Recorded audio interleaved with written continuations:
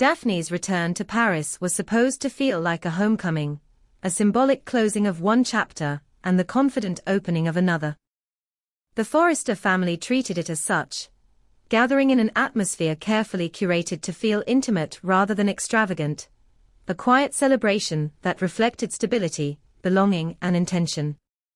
The engagement party was not designed to dazzle the fashion world, but to reassure it. Candles glowed softly against neutral walls, conversations flowed with practiced warmth, and Carter stood beside Daphne with the composed pride of a man who believed he was finally stepping into a future unmarred by secrets. To anyone watching from the outside, it looked like a perfect alignment of love and legacy, a union that promised continuity rather than chaos.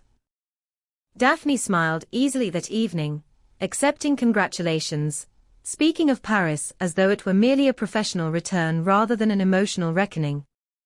Yet beneath that smile lived a constant, tightening awareness that the life she was presenting was incomplete, balanced precariously on a truth she had spent years learning how to bury. The rumors began quietly, as such things always do in circles accustomed to polished narratives and carefully managed images. At first they were no more than murmurs exchanged in passing, speculative comments framed as concern rather than accusation. Someone mentioned Paris with too much curiosity. Someone else referenced Daphne's past with an uncertainty that lingered longer than politeness allowed. The idea that Daphne carried a history more complicated than the one she presented was not new, but this time it sharpened into something more specific, more dangerous. There were whispers of a child, of a decision made in silence, of a chapter erased rather than resolved. These rumors did not emerge from nowhere. They fed on the gaps Daphne had left, the careful omissions that once felt necessary and now threatened to undo everything she had built. Daphne sensed the shift before anyone confronted her directly. She felt it in the way conversations paused when she entered a room, in the glances exchanged just beyond her line of sight. The engagement party, meant to ground her before leaving Los Angeles, instead amplified her unease. Every congratulatory remark carried an echo of something unspoken. Every reference to the future felt like a test she was not prepared to pass. She told herself that rumors were inevitable, that the fashion world thrived on speculation, and that silence had protected her before. But the weight of what she carried had changed. Carter's presence altered the stakes, transforming secrecy from self-preservation into betrayal. The truth did not surface through careful revelation or controlled confession.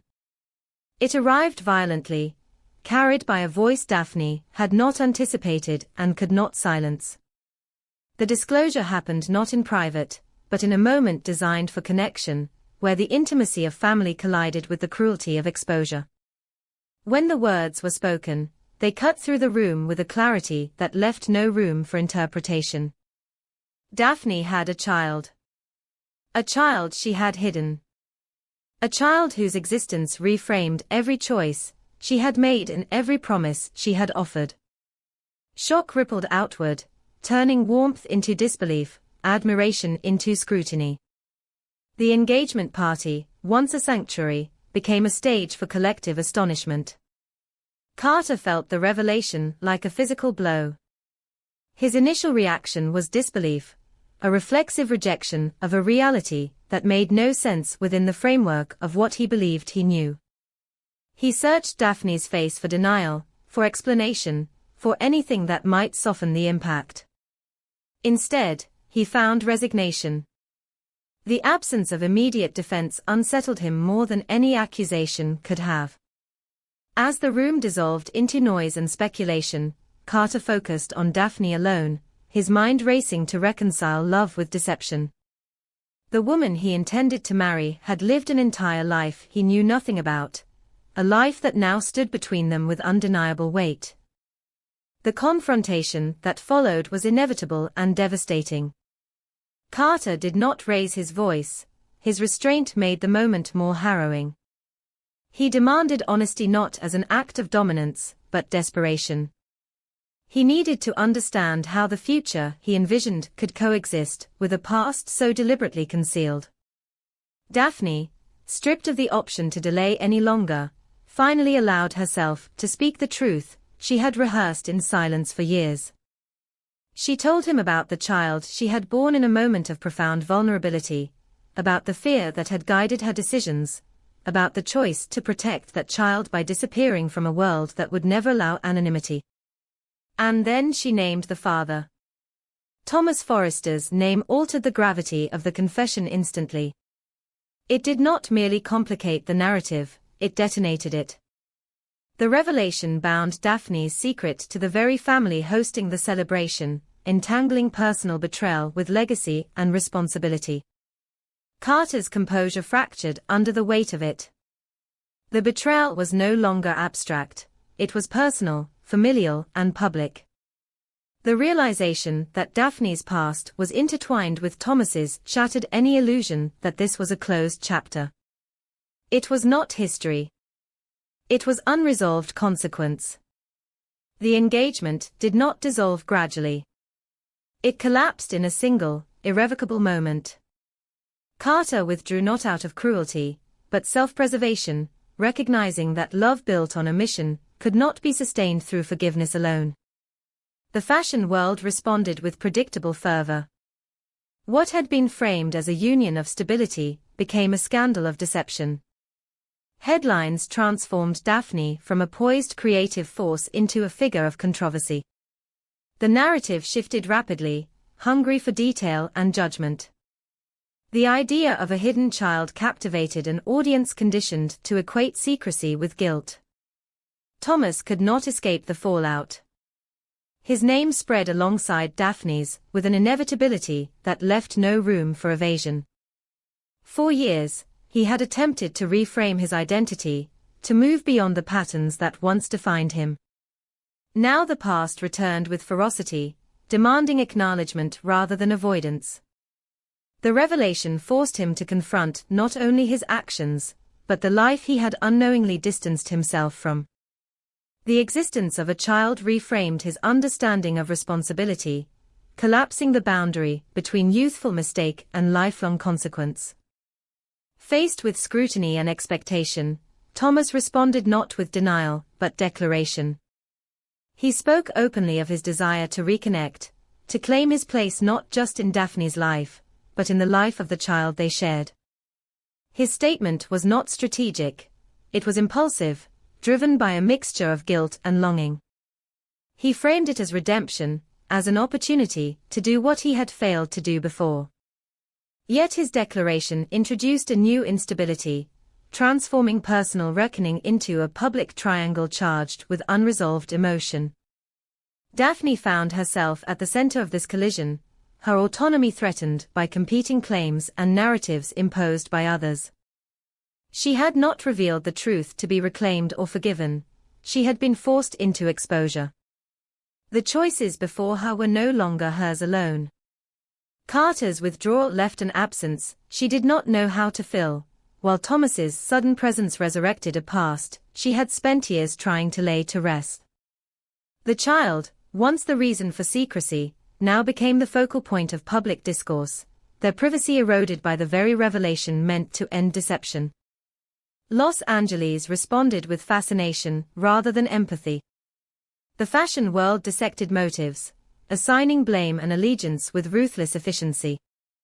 Daphne was cast alternately as victim and manipulator, Thomas as either repentant father or opportunist, Carter as collateral damage.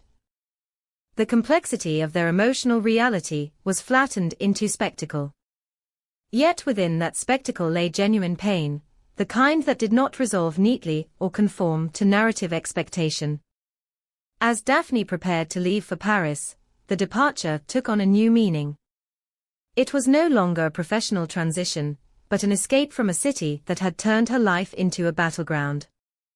She faced an impossible choice: retreat into anonymity once more, or remain and confront the consequences of truth in a place that refused to forget. Thomas's pursuit complicated that decision, offering the possibility of reconciliation, while threatening the independence she had fought to preserve.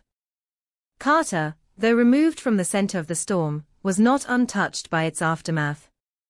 The betrayal altered his understanding of trust, forcing him to confront the limits of love when truth is withheld. He questioned his own judgment, his willingness to believe in stability without demanding transparency. The engagement's collapse was not merely a personal loss. It was a rupture that would shape every relationship he entered thereafter. The triangle that emerged was not driven by romance alone, but by unresolved responsibility, guilt, and the enduring consequences of silence. Daphne stood between a future she could no longer inhabit and a past that refused to remain buried. Thomas reached forward in an attempt to reclaim what he never fully understood he had lost. Carter stepped back, recognizing that love without honesty could not survive, no matter how sincere it once felt. In the end, the scandal did not resolve into redemption or reconciliation. It lingered, reshaping lives without offering closure. Daphne's story became a cautionary tale within an industry obsessed with image, a reminder that the truths we hide do not disappear. They wait. And when they emerge, they do not ask permission. They demand reckoning, leaving those caught in their wake to navigate the ruins of what once seemed certain, and to decide whether truth, once revealed, can ever truly be contained again. The change between RJ and Elektra did not announce itself loudly at first. It arrived the way tension often does inside a place like Forrester Creations, quietly, through glances held a fraction too long, through shared laughter that lingered after meetings had ended, through a closeness that felt natural to them but increasingly conspicuous to everyone else. What began as professional collaboration quickly evolved into something warmer, more charged, and far less contained. Forrester had always been a place where passions spilled easily from fabric to feeling, where creative intensity blurred boundaries, and RJ and Elektra were no exception. They worked side by side, sketching late into the evening, leaning close over tables scattered with fabric swatches and half-formed ideas. In those moments, the world outside the studio receded, replaced by a shared rhythm of inspiration and mutual admiration that made separation feel artificial. Elektra found herself drawn to RJ's quiet confidence, the way he listened as much as he spoke, absorbing ideas before refining them with an intuitive precision that felt both respectful and bold. RJ, in turn, was captivated by Elektra's sharp instincts and emotional intelligence, her ability to translate feeling into form without losing clarity. Their bond grew in layers, reinforced by creative trust and emotional vulnerability, until it reached a point where discretion became almost impossible. Whispers followed them down corridors, and knowing looks trailed them into meetings. Yet neither seemed inclined to slow the momentum. They were caught in the gravity of something new, something that felt right in a way neither could easily rationalize. Will Spencer noticed the shift long before anyone said a word. His awareness sharpened not out of professional curiosity, but personal history. He and Elektra shared a past connection, one that had never fully resolved itself into clarity or closure. There had been chemistry, mutual intrigue, and the unspoken assumption that timing, rather than incompatibility, had been the primary obstacle. Will had carried that unresolved possibility with him, storing it away without confronting its implications.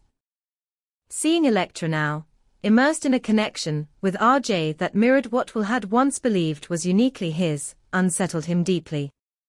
At first, Will told himself he was misreading the situation. Forrester thrived on collaboration, and closeness was not uncommon. Yet the more he observed, the harder it became to dismiss the evidence. The way Elektra's expression softened when RJ entered a room, the instinctive way RJ positioned himself beside her during presentations, the private jokes exchanged with ease, these were not the gestures of colleagues alone. Each moment chipped away at Will's restraint, replacing doubt with certainty and unease with resentment. He felt a familiar tightening in his chest, a sensation he recognized as jealousy, but resisted naming aloud. The truth confronted him without warning. One evening, working late under the pretense of finalizing details for an upcoming review, Will turned a corner near one of the design studios and stopped short. Through the glass, he saw them together, framed by warm light and scattered sketches. RJ's hand rested at Electra's waist, gentle but unmistakable, while her fingers curled into his jacket as she leaned closer, their foreheads nearly touching. The intimacy of the moment was undeniable. It was not hurried or impulsive, it was deliberate, tender, and deeply personal. The sight struck Will with visceral force. In that instant, memory and reality collided, and the past he had never fully relinquished rose up in protest. Anger surged through him, fueled by a sense of betrayal that felt both personal and humiliating. He had not known he was still holding on to Electra, until the realization that she had chosen someone else forced the truth into the open. The betrayal was not merely romantic, it felt existential, as though something he believed was implicitly his had been taken without warning or consent. Will did not retreat. He confronted them with a sharpness that startled even himself. The words came out edged with accusation, less about clarity and more about release. RJ met his gaze with confusion that quickly hardened into defensiveness, while Electra stood caught between them, her expression shifting from surprise to resolve. The confrontation escalated rapidly, voices rising in a space meant for creativity and collaboration, not personal reckoning. The tension rippled outward, drawing attention from nearby offices and setting the tone for what would become an increasingly volatile environment. The argument did not resolve anything. Instead, it fractured what little stability existed between them. Will left the encounter feeling exposed and furious, convinced that RJ had crossed an unspoken line, while RJ emerged feeling blindsided and unfairly targeted. Electra, forced into the center of a conflict she had not anticipated, felt the weight of choice press heavily against her. What had once felt organic and uncomplicated now carried consequences that extended far beyond personal feeling. The fallout was immediate and corrosive. The personal conflict seeped into professional spaces, subtly at first, then with increasing intensity. Meetings became battlegrounds where creative ideas were scrutinized with unusual severity. Will, leveraging his position and influence, began to challenge RJ's contributions in ways that went beyond healthy debate. Suggestions that might once have been refined collaboratively were now dismissed or undermined outright. Will framed his critiques as concern for quality and brand integrity, but the underlying motivation was unmistakable. Each rejection felt like a calculated blow, a means of reasserting control in a situation where Will felt he had lost it. RJ sensed the shift acutely. His confidence faltered as his ideas were repeatedly questioned in public forums, his authority subtly eroded. The tension affected his ability to create freely, replacing intuition with self-consciousness. The collaborative energy that once defined his work with Electra grew strained, burdened by the knowledge that their connection had become a catalyst for conflict. Electra, too, felt the strain, caught between defending RJ and navigating a workplace increasingly hostile to their partnership. The design team felt the impact almost immediately. Disagreements that once sparked innovation now stalled progress.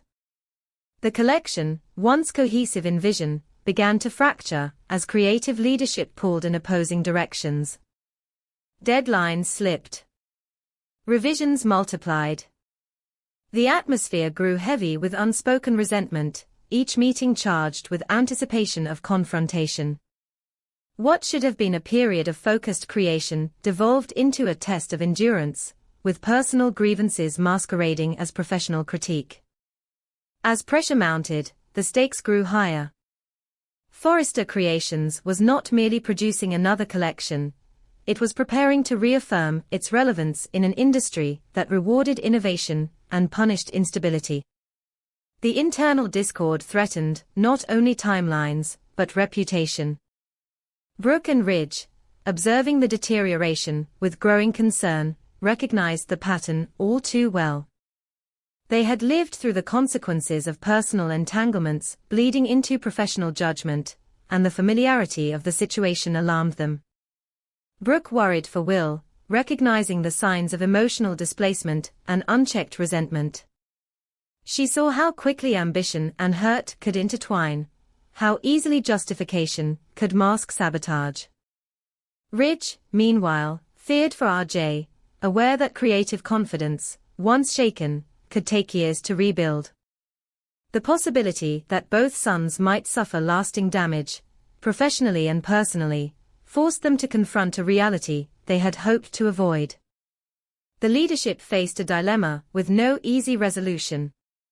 Intervening risked inflaming tensions further, yet inaction threatened the integrity of the company. The love triangle, once a private matter, had become a strategic liability. Brooke and Ridge deliberated carefully, weighing loyalty against responsibility, aware that any decisive move would carry consequences. For Will, the conflict became a consuming force. Each perceived slight reinforced his belief that he had been wronged, that retaliation was justified. Yet beneath the anger lay insecurity, a fear that his connection to Elektra had been less significant than he believed, that RJ's presence had exposed a vulnerability he preferred not to acknowledge.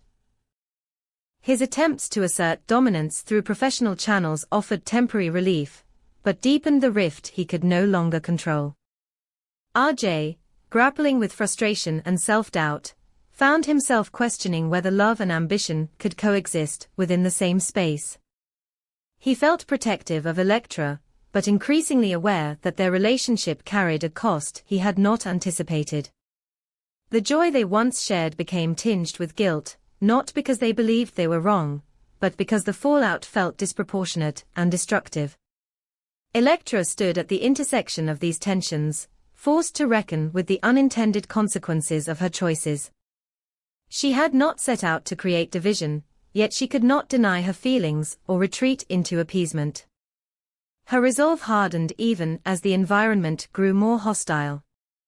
She refused to be reduced to a catalyst for male rivalry, determined to assert her autonomy within both her personal and professional life. As the launch date loomed, the company's leadership recognized that neutrality was no longer viable. The conflict had reached a point where decisive action was necessary to preserve the integrity of the brand.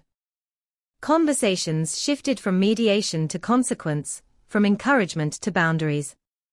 Forrester Creations faced a reckoning, forced to choose between protecting its legacy and indulging personal conflict.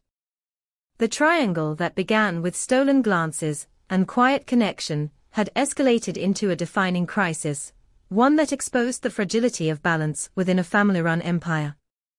Love, ambition, jealousy, and pride collided within the same walls, threatening to unravel years of careful construction.